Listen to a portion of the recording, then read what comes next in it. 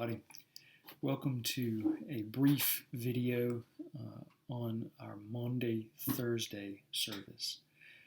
This is yet another continuation of this weird quarantine spring that we're having. But I didn't want to miss a chance to interact with you on Maundy Thursday. Please remember that this is Holy Week, and that almost every day of Holy Week has a very specific biblical narrative behind it. From Palm Sunday to Jesus travels to Bethany to visit with Mary and Martha and Lazarus, to turning over the temple, the tables in the temple. And eventually we come to today, Maundy Thursday, the day when we remember Jesus' Last Supper with his disciples. There are several readings laid out for us by the lectionary, and I'd like to go through them with you now. The first comes from Exodus, chapter 12, verses 1 through 14. The Lord said to Moses and Aaron in the land of Egypt, "This month shall mark for you the beginning of months. It shall be the first month of the year for you. Tell the whole congregation of Israel that on the 10th of this month they are to take a lamb for each family, a lamb for each household. If a household is too small for a whole lamb, it shall join its closest neighbor in obtaining one. The lamb shall be divided in proportion to the number of people who eat of it. Your lamb shall be without spot or blemish, a year old. You may take it from the sheep or from the goats. You shall keep it until the 14th day of this month. Then the whole assembled congregation of Israel shall slaughter it at twilight. They shall take some of the blood and put it on the 2 doorposts and the lintel of the houses in which they eat it. They shall eat the lamb that same night. They shall eat it roasted over the fire with unleavened bread and bitter herbs. Do not eat any of it raw or boiled in water, but roast it over the fire, with its head, legs, and inner organs. You shall let none of it remain until the morning. Anything that remains until the morning you shall burn. This is how you shall eat it: your loins girded, your sandals on your feet, and your staff in your hand. And you shall eat it hurriedly. It is the Passover of the Lord. For I will pass through the land of Egypt that night, and I will strike down every firstborn in the land of Egypt, both human and animal. On all the gods of Egypt I will execute judgments. I am the Lord. The blood shall be a sign for you on the houses where you live. When I see the blood, I will pass over you, and no plague shall destroy you when I strike the land of Egypt. This day shall be a day of remembrance for you. You shall celebrate it as a festival to the Lord. Throughout your generations you shall observe it as a perpetual ordinance." Our second reading comes to us from the book of Psalms. Let's read Psalm 116, verses 1 and 2, and then continue in verse 12. I love the Lord because he has heard my voice and my supplications, because he inclined his ear to me. Therefore I will call on him as long as I live. What shall I return to the Lord for all his bounty to me? I will lift up the cup of salvation and call on the name of the Lord. I will pay my vows to the Lord in the presence of all his people. Precious in the sight of the Lord is the death of his faithful ones. O Lord, I am your servant. I am your servant, the child of your servant girl. You have loosed my bonds. I will offer you a thanksgiving sacrifice and call on the name of the Lord. I will pay my vows to the Lord in the presence of all his people, in the courts of the house of the Lord, in your midst, O Jerusalem. Praise the Lord. Our third reading comes from the Epistle to the Corinthians, 1 Corinthians, that is, chapter 11, starting in verse 23. For I received from the Lord what I also handed on to you, that the Lord Jesus, on the night when he was betrayed, took a loaf of bread, and when he had given thanks, he broke it and said, "This is my body that is for you. Do this in remembrance of me." In the same way, he took the cup also, after supper, saying, "This cup is the new covenant in my blood. Do this as often as you drink it, in remembrance of me. For as often as you eat this bread and drink this cup, you proclaim the Lord's death until he comes. Our gospel reading for Maundy Thursday is the story of the Last Supper. This year it comes to us from the Gospel of John, chapter 13. Now, before the festival of the Passover, Jesus knew that his hour had come to depart from this world and to go to the Father. Having loved his own who were in the world, he loved them to the end. The devil had already put into the heart of Judas, son of Simon Iscariot, to betray him. And during supper, Jesus, knowing that the Father had given all things into his hands, and that he had come up from God, and was going to God, got up from the table, took off his outer robe, and tied a towel around himself. Then he poured water into a basin and began to wash the disciples' feet and to wipe them with the towel that was tied around him. He came to Simon Peter, who said to him, Lord, are you going to wash my feet? Jesus answered, You do not know what I am doing, but later you will understand. Peter said to him, You will never wash my feet. Jesus answered, Unless I wash you, you have no share with me.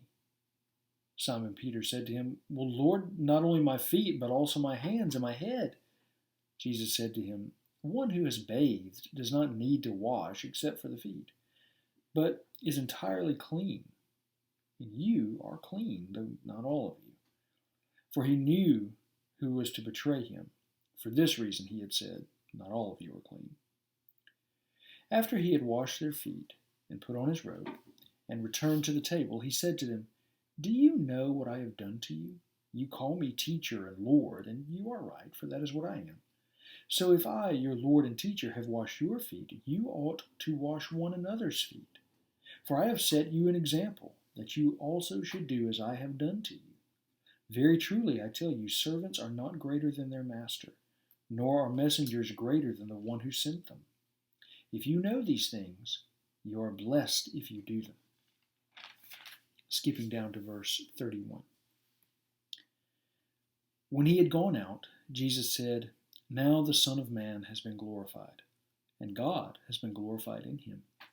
If God has been glorified in him, God will also glorify him in himself, and will glorify him at once. Little children, I am with you only a little longer. You will look for me, and as I said to the Jews, so now I say to you, Where I am going, you cannot come. I give you a new commandment, that you love one another, just as I have loved you. You also should love one another. By this everyone will know that you are my disciples, if you have love for one another. Simon Peter said to him, Lord, where are you going? Jesus answered, Where I am going, you cannot follow me now, but you will follow afterward. Peter said to him, Lord, why can I not follow you now? I will lay down my life for you. Jesus answered, Will you lay down your life for me? Very truly, I tell you, before the cock crows, you will have denied me 3 times. This is the word of the Lord. Thanks be to God. Hey, everybody.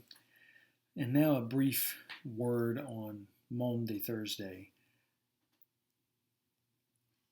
The lectionary puts several different images in our heads that are so memorable. The Passover, the expectation of that last horrible plague coming on the Egyptians. The tender moment where Jesus, after the Last Supper, washes the disciples' feet and has this powerful teaching moment with Peter and the rest. The looming sense of Judas's betrayal that we know is coming. And that full-throated explanation from Paul about the Lord's Supper already being an institution in the young church, probably not but 10 to 20 years after the crucifixion. All these stir memories for us and paint vivid pictures in our heads of just what today means. It's a combination of thousands of years of Jewish tradition overlaid with our own knowledge of the first Christian institution of this Passover meal, and seasoned with all those Lord's Suppers and communions that we've had in our own lifetimes. In our current circumstances, though, I want to surface maybe an image, but maybe a feeling. Imagine being one of those first families to endure the first Passover. Moses and Aaron received these commandments from God, and they spread the word throughout the Jewish community that is still in captivity in Egypt. Every family should get a lamb. If you can't afford a lamb, you should join in with your neighbors. If you only have a few people in your household, you should share. And in 4 days' time, we're all going to slaughter these lambs together. We're going to roast them. And they're going to eat the strangest meal in the history of the world. We're going to eat it with our shoes on and our walking staffs in our hands. We're going to eat it in a hurry and burn the leftovers. Can you imagine the anxiety in those 4 days? From the 10th of the month to the 14th of the month, that strange long weekend, when all of a sudden the entire Jewish community starts doing something differently. They're living in the midst of a community that has been stricken by plague after plague. And they go through these days with the sure knowledge that something even worse is coming. It's hard to imagine the terror of that knowledge. The terror that something truly awful is coming. But balanced with that terror had to be the hope that God was going to see them through, that not through any magic of the blood on the post and lintel of their doors, but by the mercy of God they would be spared. Somewhere mixed in with the terror was hope. A hope that was born of the tenderness of a loving God.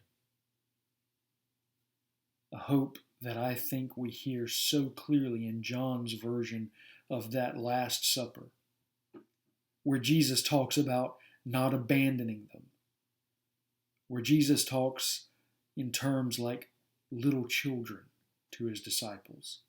These are tender moments.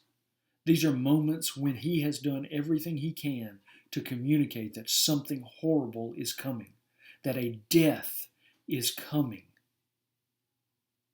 But for his little ones to not be afraid. Because every time something horrible comes, the people of God have hope. We do not have hope that a horrible thing will never come. We do have hope that on the other side of whatever this life brings to us, there is God, tenderly holding us as his little children, whom he will not leave abandoned or orphaned. That's what Jesus talks about tonight.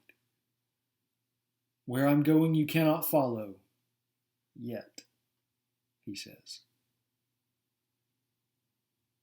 But don't be afraid. We have hope.